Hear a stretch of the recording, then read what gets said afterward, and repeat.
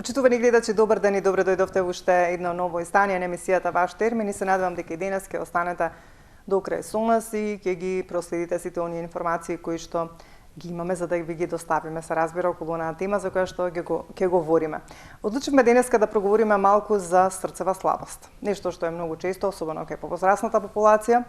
За жал нема некој лек за срцевата слабост, меѓутоа има таблетарната терапија со која што се одржува добрата работа на срцето. Меѓутоа што представува тоа срцева слабост, кои се тие причини кои што доведуваат до оваа состојба, како вие граѓаните да препознаете ако имате некој ваков проблем, ќе дознаеме од разговорот со доктор Сеат Асани, кој што е специјалист интернист и ни доаѓа по интерна медицина, и ни доаѓа од јавната здравствена установа Здравствен дом Ростуше.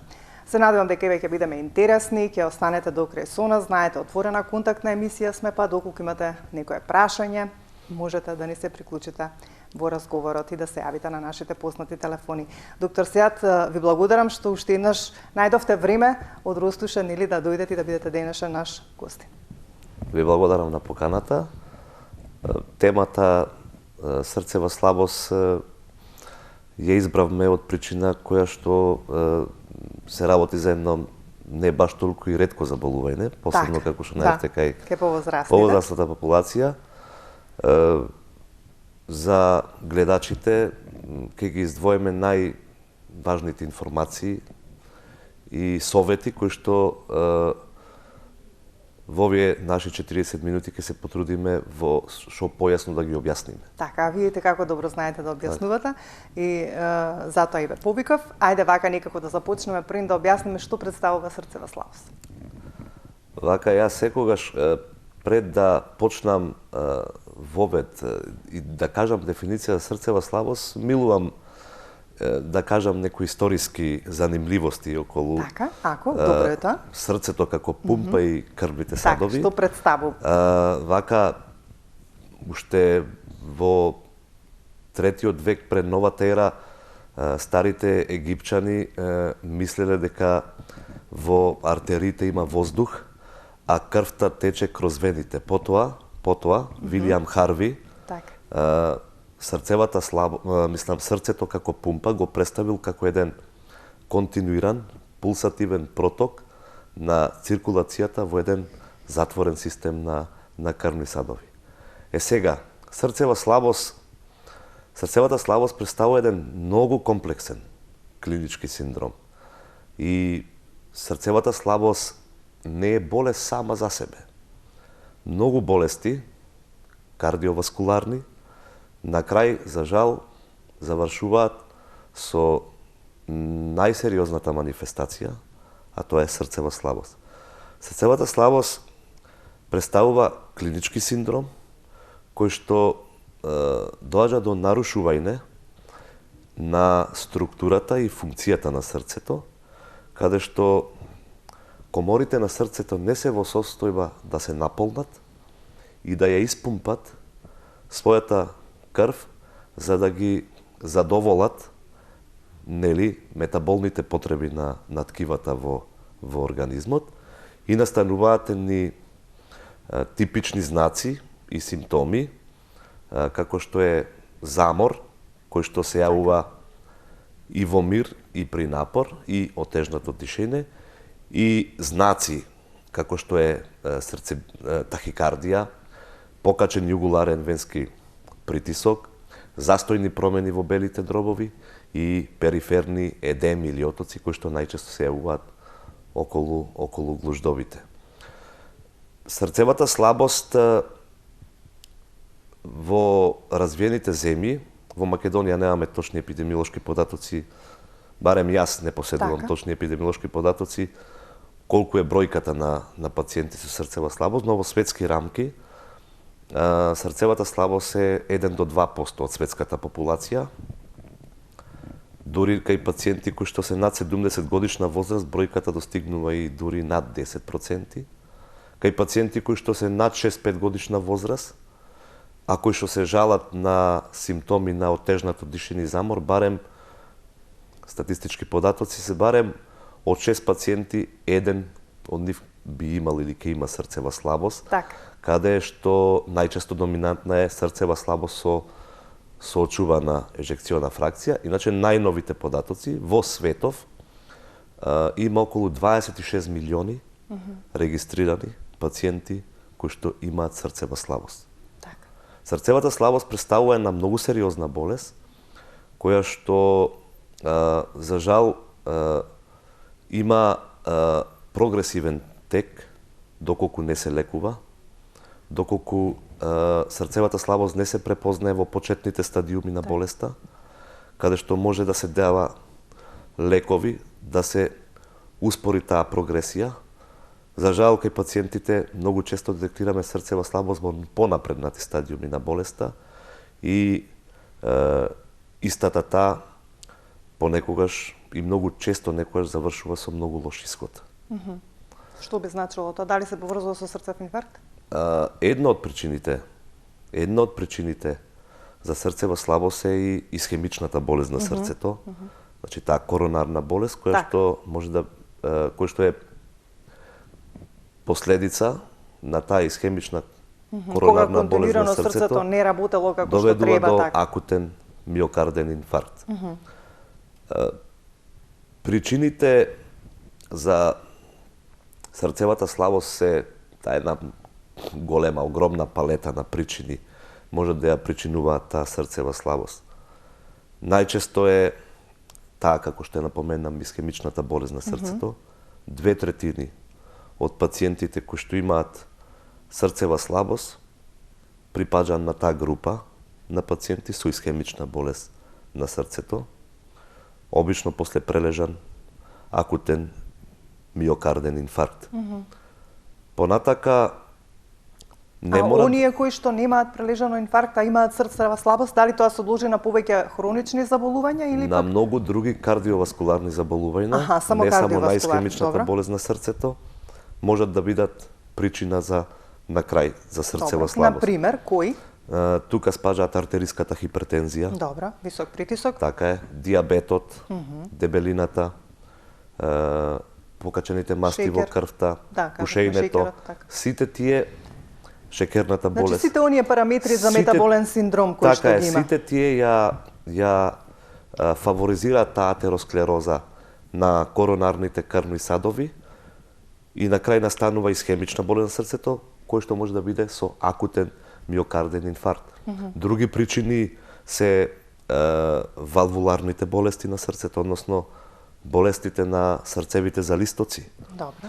Порано беше многу често ревматската треска, ревматската грозница, кој што ги засегаше срцевите залистоци. Сега е тоа многу поретка, па дури па сега е почеста дегенеративната болест на тие срцеви залистоци, кој што најчеста е аортната стеноза.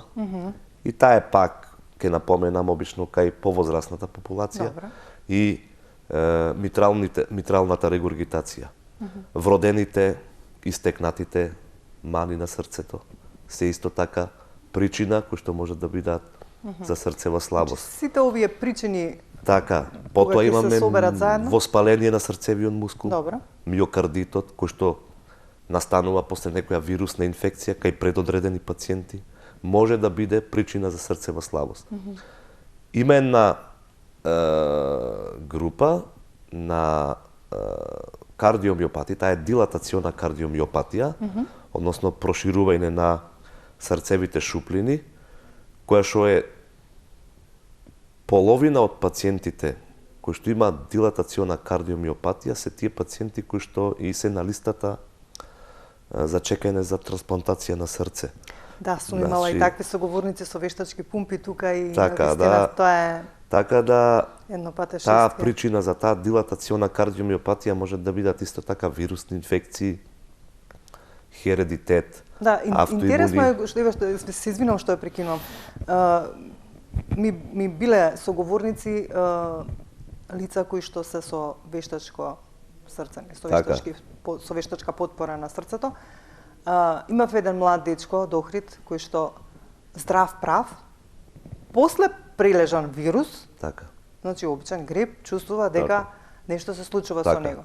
Оди на лекар и му кажуваат дека има Дека само 20-30% му работи така, срцето. Значи, таа е една многу сериозна, сериозна состојба и затоа напоменав дека пола од пациентите кои што чекаат на листата за трансплантација на срце баш припаѓа на таа група дилатациона кардиомиопатија. Потоа други причини кои што можат да бидат да причинат срцева слабост, тоа се нарушувањата на ритмот на срцето. Значи аритмиите, тоа се најчесто е атриалната фибрилација, која што исто така обично се појавува пака и во повозрастната популација, ама не дека нема и кај помладите пациенти, може да биде причина за срцева слабост. Има една група на состојби, односно болести, кои што можат да причинат срцева слабост. Таа е транзиторна срцева слабост, односно после таа состојба најчесто срцето повторно може да се врати во една нормална функција. Тоа е такоцубокардиомиопатија, атриалната фибрилација и после вирален миокардит, како што напоменаме. После поминувањето на состојба срцето може повторно се врати во една нормална функција. А кај кого е почеста појавата на срцева слабост? Има ли разлика кај мажи и кај жени? Обично подеднакво е застапена. Вака, бидејќи обично се вели дека жените повеќе страдаат од срцеви заболувања, реден или климаксот и престанувањето на работа на хормоните? Понатаму во нашиот разговор, кога ќе зборуваме за како се класифицира срцевата слабост, во една од тие класификации, ќе го спомнеме тоа, таа се вика срцева слабост со очувана ежекциона фракција, каде што пумпната моќ не е нарушена, има други таму патофизиолошки механизми, таа срцева слабост, таа група на срцева слабост е почеста кај жените. Така, значи има разлика. Така. Добро. Како да препознаат граѓаните дека имаат срцева слабост? Што треба најчесто да приметат? Кажавте дека замор, што друго е специфично за срцевата слабост? Нешто проблеми со дишењето споменавте исто така. Така. Вака, срцевата слабост во почетните стадиуми на болеста и нема многу манифестни клинички манифестации каде што на пациентот ќе го натера да помисли дека има срцева слабост и да се обрати на лекар. За жал, манифестациите на срцева слабост кога болеста ќе напредне, тогаш пациентите како и за се друго има типични знаци, типични симптоми има болеста. Ама за жал во понапредната возраст кога. Тука спаѓаат ортопнеа. Еве ќе нагласам неколку симптоми. Ортопнеа значи во легната положба пациентот се гуши. Не може да лежи. Потребни се неколку јастици за да може да биде подисправен. Да, подисправен. Потоа е пароксизмална ночна диспнеа. Го буди од сон. Да не може да земе воздух. Отежнато дишење. Заморот. И при нормално движење, и при рам, сакам да кажам, не мора да е по степеници и при нормал. Но може да биде и при движење. Пак ќе кажам, тоа зависи од колку е манифестна болеста, колку е напредната. Во почетните стадиуми болеста нема манифестација многу. И многу е важно пациентите да се фатат во таа фаза. Во рана фаза, да се почне да се лекува истата болест. Може тогаш со терапија да се така е, со лекови се успорува, се држи состојбата во една стабилна клиничка состојба, каде што пациентот има срцева слабост, ама нема клинички манифестации. Односно, структурата и функцијата на срцето е нарушена, ама нема манифестни симптоми. Пациентот ќе почне да има симптоми. Оние што ги набројаме претходно, за жал, тогаш болеста ни е напредната. И обично тие пациенти последни се многу чести во амбуланти и многу чести хоспитализации заради влошување на таа хронична срцева слабост од било каква причина, дали тоа ќе биде една грипозна состојба, инфект, стрес и ред многу други состојби, многу често можат да ја да го изместат пациентот. Се вели дека стресот треба тотално да биде исклучен за тие луѓе. Затоа апелирам било кој симптом кој што е поврзан со ова што го замор, споменавте, малаксаност, отежнато дишење, да се јават на лекар. Сега имаме пациенти каде што многу се чести, мислам, многу е тешко да се постави диагноза дека има срцева слабост. Тоа се обично постари пациенти кои што се гојазни. Па од дебелината не можат дополнително кои што имаат и плюс белодробна некоја болест. И кога сеќе со собой. А во позадина ни се крие можеби некоја срцевост, тие се пациенти кои што во групата на пациенти кои што тешко можеме да ги фатиме или диагностицираме на време. Поради другите работи. Ајде да спомнеме класификацијата. Вака, има неколку класификации во однос на големината, односно во однос на функцијата на срцето, на таа ежекциона фракција, викам, или пумпна моќ на срцето. Срцевата слабост се дели во 3 групи. Првата група е срцева слабост која што има редуцирана, намалена пумпна моќ. И тоа е под 40% пумпна моќ на срцето. Другата група ни е пациенти кои што имаат срцева слабост со ежекциона фракција од 40 до 49%. Тие пациенти се во онаа сива зона. Пациенти со среден опсек срцева слабост. И она преска што ја напоменав, третата група која што е најчеста кај жените, почеста е кај жените, не дека ја нема и кај мажите, се нарекува срцева слабост со соочувана ежекциона фракција. И пумпната моќ на срцето може да биде 50 или над 50%. Но што се случува таму?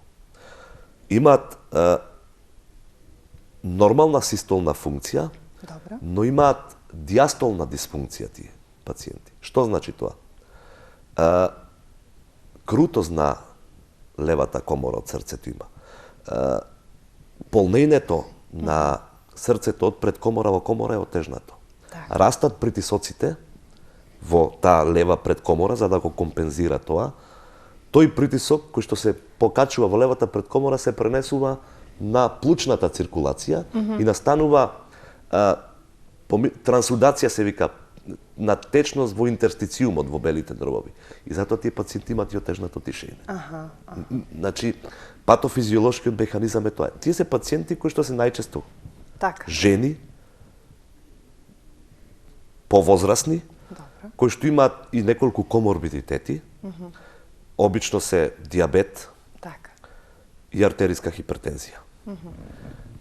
И уште ако имаат некое пропратно заболување на дишните патишта, тука е проблемот голем. Тоа дополнително се влошува, таа срцева слабост. Потоа има друга поделба на срцевата слабост според време траењето и карактеристиките на јавување. Сега таа не е поделба како претходнава. Тука спаѓаат срцева слабост кој што има пациенти кои што имаат срцева слабост, а немаат симптоми. Таа се вика асимптоматска форма.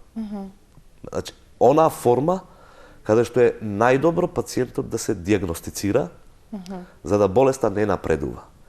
И обично тие пациенти имаат одлична прогноза. Потоа имаме хронична срцева слабост. Кој што пациенти кои што имаат срцева слабост, ама се стабилни. Потоа имаме срцева слабост која што ја викаме декомпензирана. Кога ќе се наруши одредена причина, пумпната моќ на срцето и обично тие пациенти се влошуваат. Дали тоа ќе биде после некоја инфекција, дали тоа ќе биде после некоја друга здравствена состојба, која ќе го изместат од рамнотежа пациентот, настанува декомпензирана срцева слабост. Значи, кажаме асимптоматска, хронична, декомпензирана и има уште една група стабилна форма на срцева слабост, каде што пациентите имаат срцева слабост, ама неколку време наназад еден месец барем најмалку да немаат симптоми на срцева слабост. Значи, колку се специфични овие работи, доктор. Потоа имаме друга поделба, така, која што ние лекарите многу често ја користиме и во анамнестичките податоци на пациентите. Срцева слабост според функционалната онеспособеност на пациентот. Таа се вика НИХА класификација или Њујоршка класификација, која што ја делиме во 4 групи. И таа Њујоршка класификација во анамнестичките податоци кои што ги добиваме од пациентите во нашиот разговор, ние заклучуваме пациентот во која група од овие 4 класи од Њујоршката класификација спаѓа. Каде да го ставите, да. Тука може да пациентот нема, уредно ги извршува своите физички активности или при минимален напор има отежнато дишење или при некој потежок напор има, или има напор и при мир и при физички. Таа сега да не навлегувам како се класифицира. Сега и уште една класификација која што таа класификација на срцева слабост најчесто е при акутни состојби, на акутна срцева слабост, која што ја користат најчесто колегите кои што работат на интензивна нега, после некој акутен коронарен настан, дали тоа ќе биде акутен миокарден инфаркт, се вика КИЛИП класификација, која што има многу прогностичко значење. Така. За тие колеги кои што работат во интензивна нега, таа КИЛИП класификација има огромно прогностичко значење за исходот на пациентот. Да не навлегуваме сега таа КИЛИП класификација каква е, што е. Навистина специфичен проблем во однос на ова. Многу специфичен проблем, многу сериозна болест. Слабост, така. Би кажале уште кога да граѓаните побараат лекарска помош, дали кај интернист или кардиолог, па после ќе се одмориме со еден прилог од за денес кој што е подготвен, ќе кажам подоцна што станува збор. Кога веќе треба еден пациент, еден граѓанин да побара консултација, помош, да види дали во некој случај има проблем со срцето? Во кој случај? Што треба да почувствува за да појде да посети интернист или кардиолог? Пак ќе се вратиме на истите симптоми. на претходниот разговор кој што го имаме. Пациентот доколку осеќа симптоми на замор, значи најкарактеристичен симптом е замор. Сега тој замор дали му се јавува само при физички напор или при мир, тоа е замор. Без разлика, да. Без разлика и пациентот заради тој симптом кој што е многу важен мора да побара лекарска помош. Отежнато дишење исто така е важен симптом кој што треба да побара помош. Така. И при движење и при седење. И при движење и при седење. Сега, оние симптоми кои што преска ги кажам, тоа се веќе јасни симптоми, тогаш пациентот и онака бара помош. И тогаш ќе мора веќе бидејќи има потреба од амбуланско, но за жал дури од болничка интервенција. Така да, веќе тие симптоми веќе се пациенти кои што имаат напредната болест. Да, за жал. Напредната срцева слабост. Многу е важно во превенцијата на срцевата слабост. Да, затоа и говориме. Значи, понатаму во нашиот разговор јас ќе дадам неколку совети. На што треба пациентите да обрнат внимание. Доктор Сеат, кога станува збор за срцевите проблеми, а ги има многу, како што кажавте, почнувајќи од дијабетесот, па покачените масти во крвта, кои што потоа прават проблем за атеросклероза, па шеќерот, и тој си има своја улога. Сега тука храната има многу голема улога и влијание. Ние во ова сезона соработуваме со магистар Татјана Павлова, која што е нутриционист, и таа подготви еден прилог кој што рече добар ќе биде за оваа емисија во однос на тоа на свинската маст, за употребата на свинска маст. Ми се чини дека нејзиниот став е дека на голема врата се враќа употребата на свинска маст, со оглед на тоа од оние испитувања кои што ги имаат и сознанија дека е помалку штетна од обичното масло што го користиме дома за јадење. Дали вие би се сложиле со ова? Јас какви имате вие сознание? Сознание околу ова работа Немате? Сакам да го Добро, слушнам ајде, ќе го прилогот, слушнаме затоа што заедно немам прилогот. искрено сознание, ама сакам да го слушнам прилогот од Точно така. нутрионистот. Ајде ќе го послушаме прилогот и ќе видиме Тања, а потоа ќе се вратиме во студиото да ги дообјасниме денешните одговори или за она што се работи околу срцевата слабост.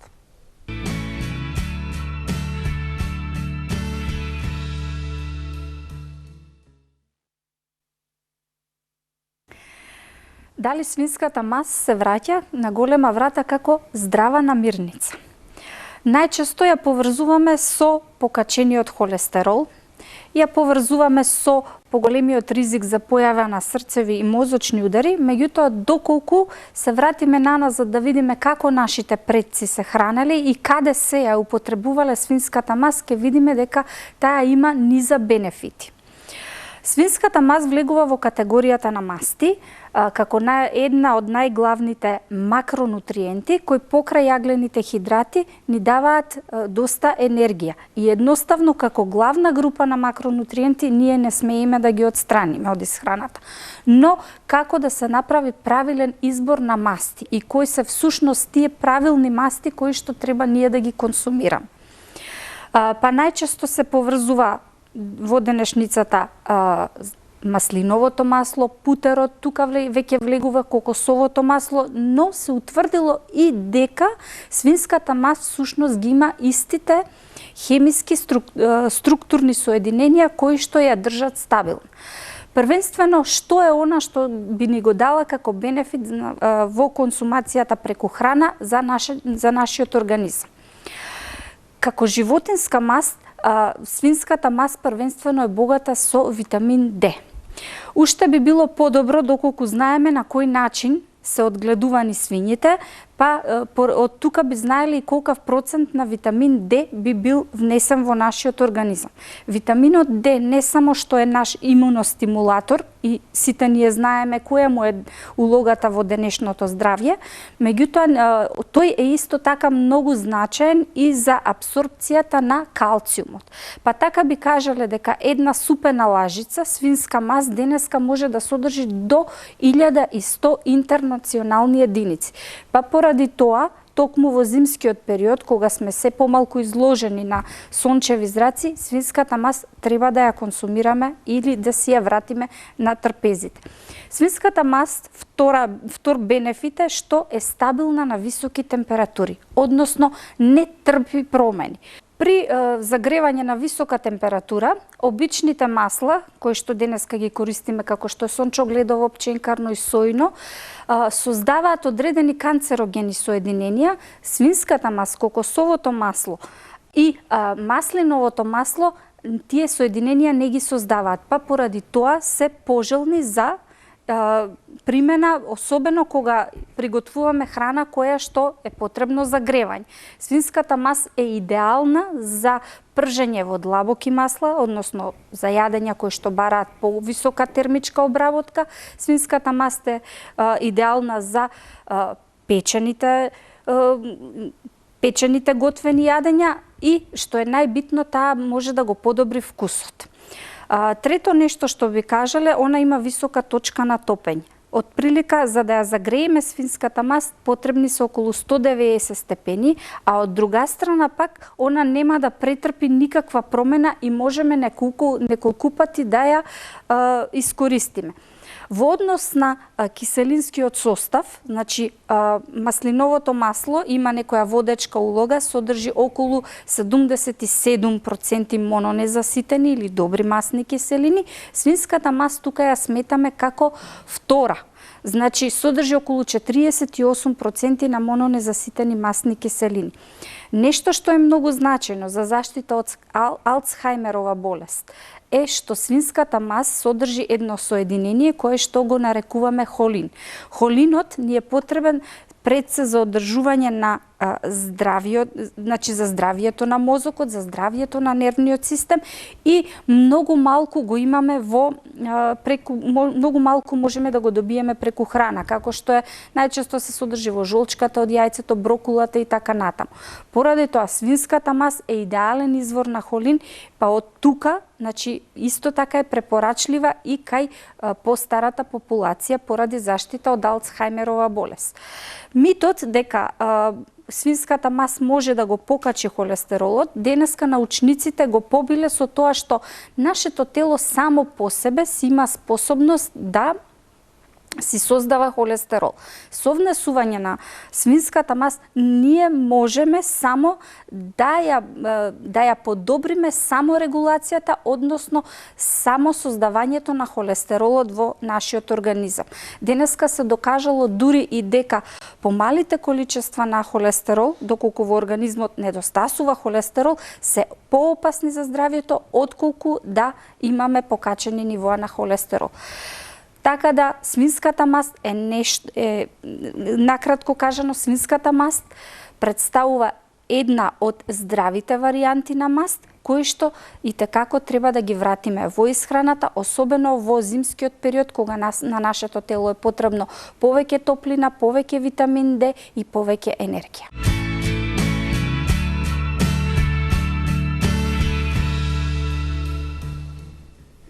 Да, и како што ни посочи магистар Татјана Павлова, која што е нутриционист и со нас соработува веќе во новата сезона, и како нели треба еве да вратите во потреба свинската маст, особено во зима, како што посочи Тања, кога му треба на телото топлина, еве спомена дека има и витамин Д и многу други придобивки, па како што и таа посочи, можеби на голема врата ќе ја вратиме во потребата нели во готвењето.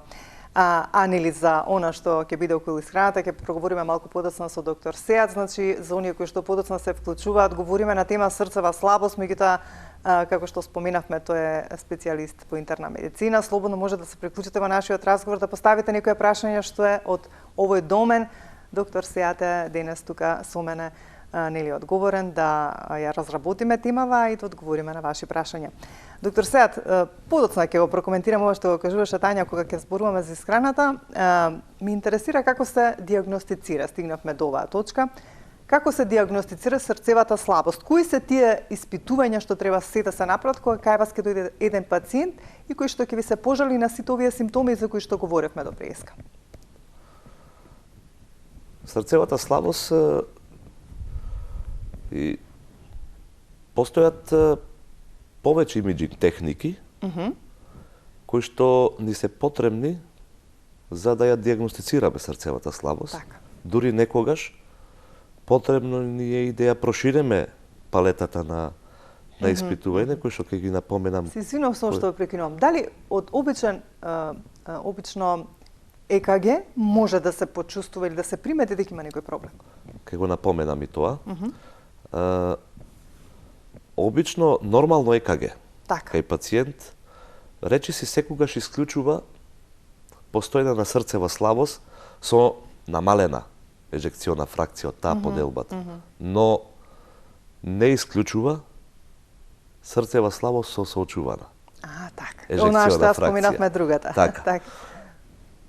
Кога сме во испитувањата, се што ни е потребно за да диагностицираме срцева слабост, ЕКГ-то или електрокардиограмот ни е основниот, базичниот, основно што се прави кога еден првиот диагностички метод кој што го правиме, и на ЕКГ-то секогаш гледаме ритам на срцето, фреквенција, нарушување во спроведувањето, знаци за хипертрофија и знаци за исхемија на миокардот. Така. Потоа правиме лабораториски анализи околу параметрите, значи крвна слика, гледаме анемија или инфекција, кои што можат да бидат причини и да ја влошат срцевата слабост.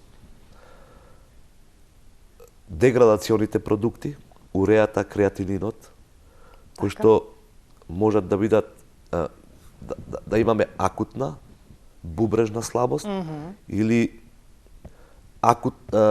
акутна врз хронична, Така. кој што се причина да ја влошат срцевата слабост. Трансаминазите, билирубините, Така. кои што ако се покачени може да прават хепатална конгестија. Тироидната функција неминовно ја проверуваме, Така. затоа што секое нарушување на функцијата на тироидната жлезда може да ја наруши постоечката срцева Да, знаеме дека е слабост. се тоа поврзано Така. некако. Електролитните исследувања. Така. Кај пациентите гледаме електролитни нарушувања, кои што најчесто кај тие пациенти имаме и вклучуваме во терапија и диуретска терапија, можеме да имаме електролитни нарушувања. Така.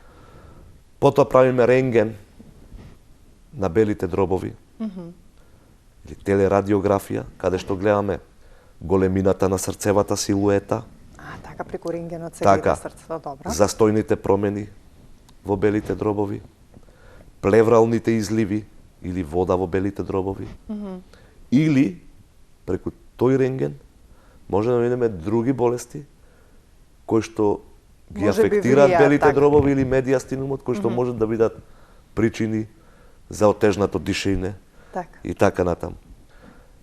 Сега да напоменам Ехо на срце? еден понатака ехото на срце, тоа Значи, е подоцна, добро.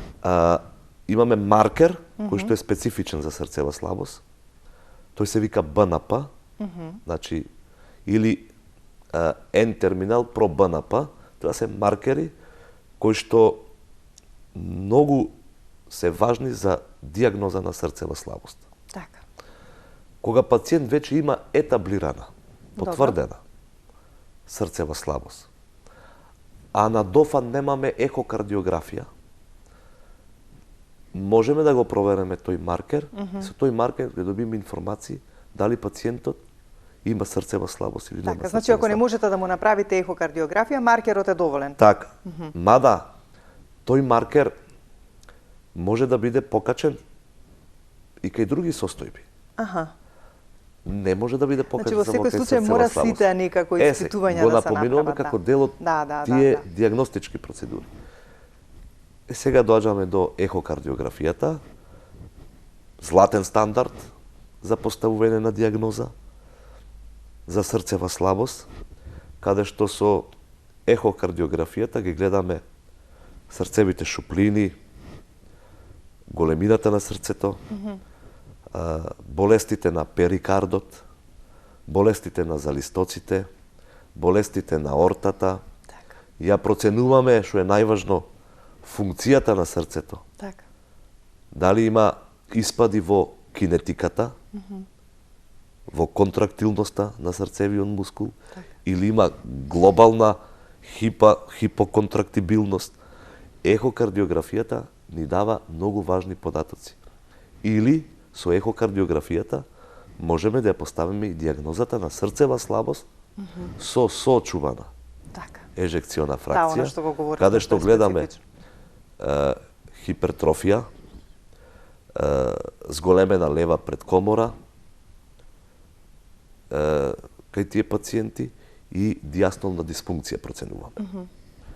Така да, со еден збор, ехокардиографијата значи повеќе. представува еден златен стандард Така. во поставување на диагнозата на срцева слабост. Така.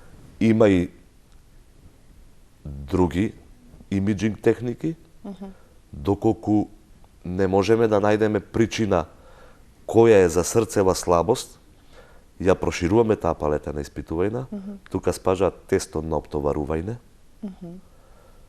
срцевата катетеризација, Така.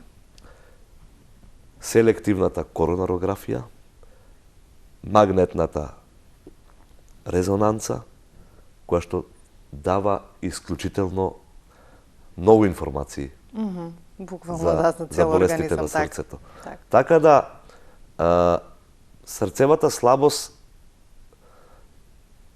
не е едноставен, само еден критериум. Да, за да значи треба поставиме повеќе испитувања да се диагноза направат за да за се срцева утврди. слабост. Така. Ми интересира Чисто така додека разговаравме ми падна на ум кога се прави нели едно обично ЕКГ. Дали бидејќи кога се мери исто притисок, нели тоа не е баш едноставно, нели треба да бидеме малку смирени, ако сме во движење малку да одмориме, за да покаже нормално нели колку ни е притисокот.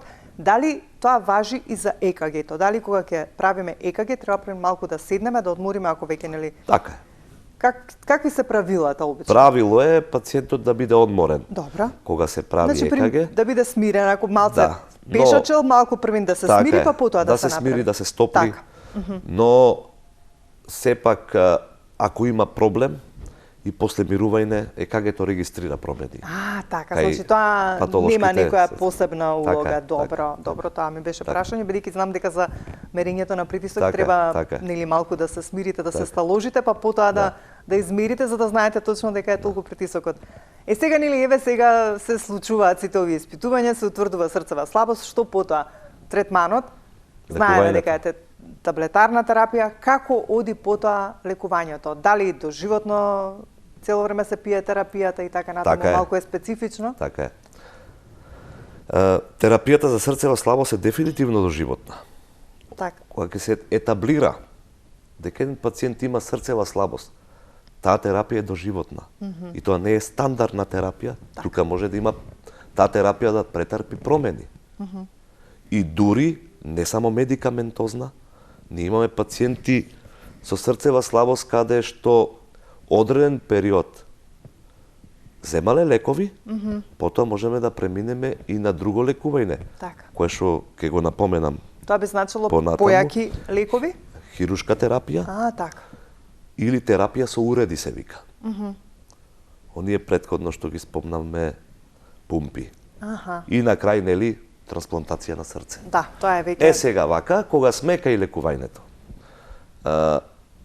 Секогаш лекувањето започнува со промена на животниот стил. Она што го кажавме во однос на исхраната, на... Значи, секогаш почнува со промена на животниот стил. Строга контрола на болестите кои што ги има пациентот.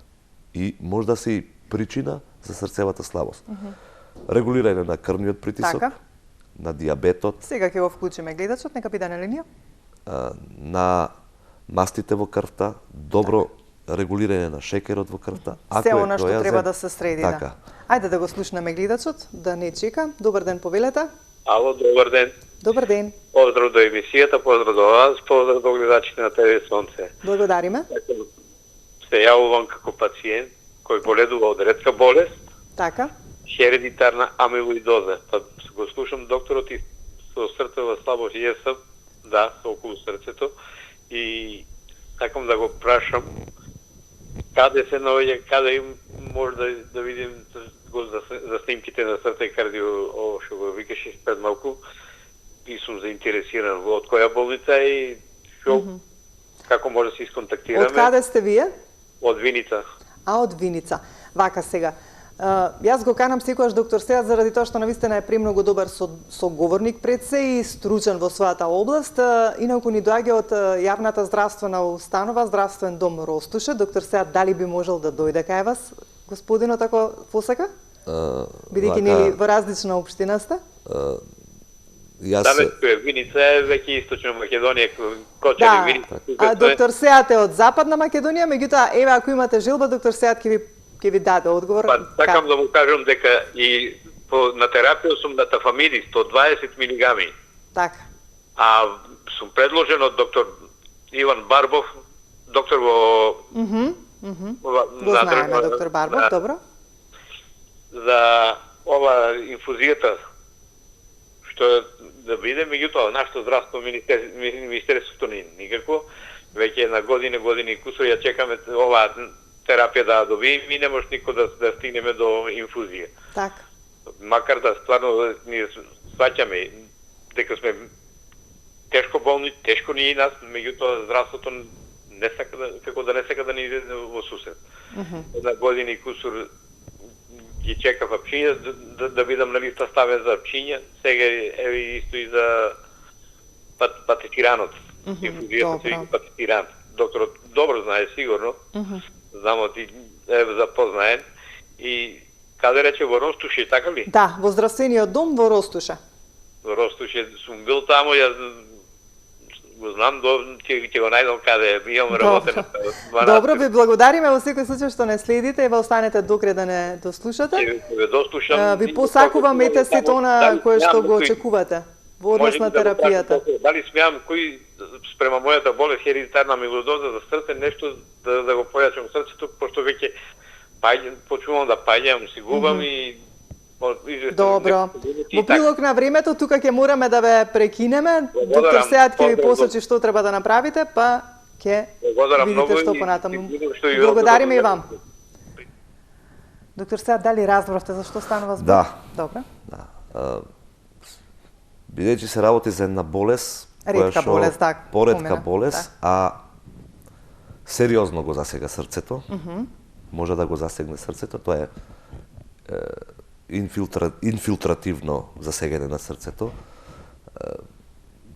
Пациентот може да дојде кај мене. Така. И јас можам, бидејќи се работи за една болест која што е посериозна, така, можам да го советувам кај да се обрати на повисоки инстанции и таму, ако можат да му дадат посоодветни одговори и да му се направат повеќе испитувања, затоа што е посериозен пациент за посериозна дијагноза. Добро. Еве, се надевам дека е задоволен од одговорот. Стигнавме негде до терапијата. Кажавме дека се пие, ако потоа по потреба, ако се треба се менува и на крај остануваат оние. Значи сега вака, нели рековме немаме за уште многу време, да. Животниот стил. Кратко ќе напоменам. Промена на животниот стил. Потоа медикаментозната терапија е она која што треба да се почне. Таа медикаментозна терапија практично се дава кој што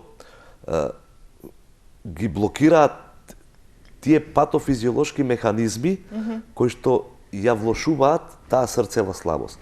Јас кажав на почеток дека срцето не е способно да ја испумпа својата крв и да ги задоволи метаболните потреби на ткивата со хранливи материи, со кислород. Како резултат на тоа, се јавуваат организмот одма создава компензаторни механизми за да ја зачува таа перфузија. Тој се вика систем ренин-ангиотензин-алдостерон, многу стручно се изразувам, затоа што нема поинаков збор, и симпатичкиот нервен систем. Но овие механизми до одредено време ги задоволуваат потребите, но штетно влијаат на срцето. Лековите кои што се дават се баш да ги блокираат овие механизми. Тука спаѓаат АЦ инхибиторите или АРБ блокатори, лекови, бета блокаторите и антагонистите на минералокортикостероидните рецептори. Колегите ги знаат кои се овие, за пациентите ќе набројам само неколку групи на лекови. Тие АЦ инхибитори се лекови како што се еналаприл, рамиприл, другите се сартани, значи лосартан, валсартан. Бета блокаторите се кај секој пациент, секоја терапија делува различно, така да самиот ги набројува. И диуретска терапија, диуретска терапија кај оние пациенти не секаде, кај оние пациенти кои имаат конгестија, задршка на течност. Потоа има една група на лекови кои што исто така се по новите водичи. Можеме да ги даваме. Оние пациенти кои што се веќе на една оптимална доза на бета блокатори, а каде што фреквенцијата на пулсот е над 70 и покрај со оптимална терапија покриени со бета блокатори, тоа е ивабрадинот. Ама пациентот мора да е во синус ритам. Зборам за пациенти со срцева слабост. Потоа има една група на лекови кои што сакубитрил со валсартан, односно инхибитори на ангиотензински рецептори со инхибитори на неприлизинот. Тие се замена за АЦ инхибиторите или за АРБ блокаторите, кои што даваат одлични резултати го подобруваат квалитетот на животот на пациентот и ги намалуваат бројот на хоспитализација. Так. Доктор, сега немаме веќе многу време, уште минута-две. Значи, само ми е важно на крај да напоменеме на што најмногу треба да внимаваат. Дали навистина треба исхраната да биде број еден промена во нивниот начин на живот и дали треба да се движат и колку треба да се движат во текот на денот, за да нели тоа ми се чини дека е многу важно. Така, физичката активност е умерена, Добро. блага до умерена. Ни да се преоптаваруваат, ни да лежат постојано. Блага до умерена физичка активност секако, Добро. неминовно се препорачува кај пациентите со срцева слабост. И што да исклучат од исхраната? Намален нес на храна кој што има заситени масни киселини. Откажување од пушење, Така. од алкохол, Повеќе намалување на телесна зеленчук. тежина, здрава исхрана, како што и нутриционистот и наведи посочи, и посочи некои работи, така да буквално промена на целиот животен стил на И пациентот. тоа како? Ви благодарам многу и за денес, навистина мене беше задоволство и да ве слушам во на се што го кажувавте како одговори на моите прашања. Се надевам и на нашите гледачи. Во некоја следна емисија повторно ќе ве повикам да поразговараме за некоја друга тема, бидејќи кога се договаравме се мислевме за 2-3 теми, па одлучивме да биде ова. Ви благодарам уште еднаш. Ви благодарам на поканата. Почитувани гледачи, тука јас ќе ве поздравам за денес, ви благодарам за вашето внимание, ве оставам во добро здравје, грижете се за своето здравје, а ние повторно ќе се видиме за 7 дена во исто време со нов соговорник и нова тема.